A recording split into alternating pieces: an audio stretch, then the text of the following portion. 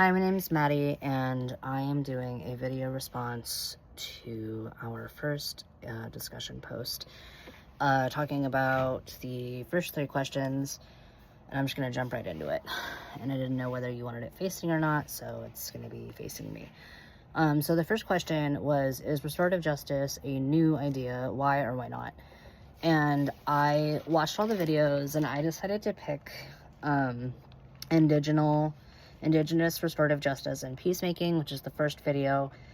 And what really stuck out to me about this was the timestamp was 3 minutes 2 seconds, and it just really kind of notates that tribes have used restorative justice for forever, namely peacemaking and circles, which can look really different depending on the tribe and the tradition. But it is definitely not new. They've used it very, very, very successfully, with very many nuances and lots of success, because the idea really is to, look at this direct quote.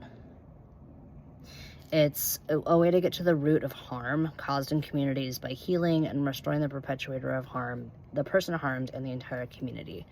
And that direct quote is from the same video that I just mentioned, and it's the timestamp 32 minutes 48 seconds.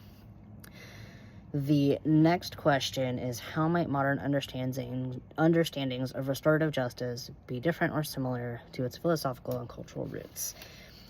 This one was interesting to me. I picked the first video again, which is Indigenous restorative justice and peacemaking. And this is, again,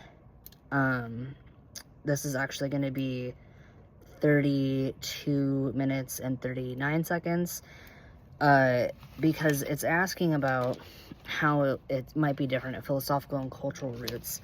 And I think it's interesting to note that, we see things through a Judeo-Christian lens as a Western society, so that automatically puts it at a different philosophical root and a cultural root, obviously, because, like, it is Indigenous based, but not everyone that's participating in restorative justice is coming from an Indigenous culture. And my point actually is that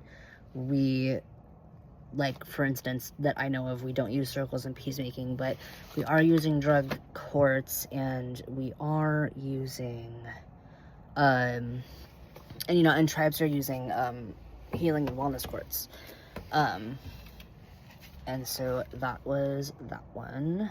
And the last one is restorative justice emerged in the 1970s as a direct response to the criminal justice system. What issues in the system influenced the emergence? So this one, I picked the second video we did, which was the grandfather of criminal justice.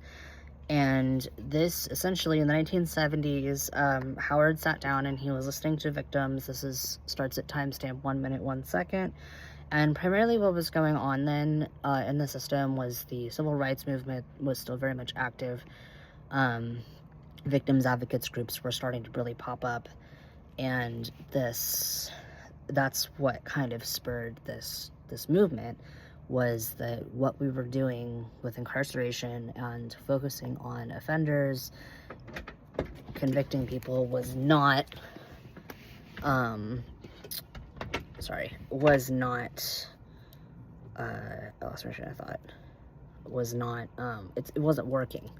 So it wasn't working. And so that's kind of what started it.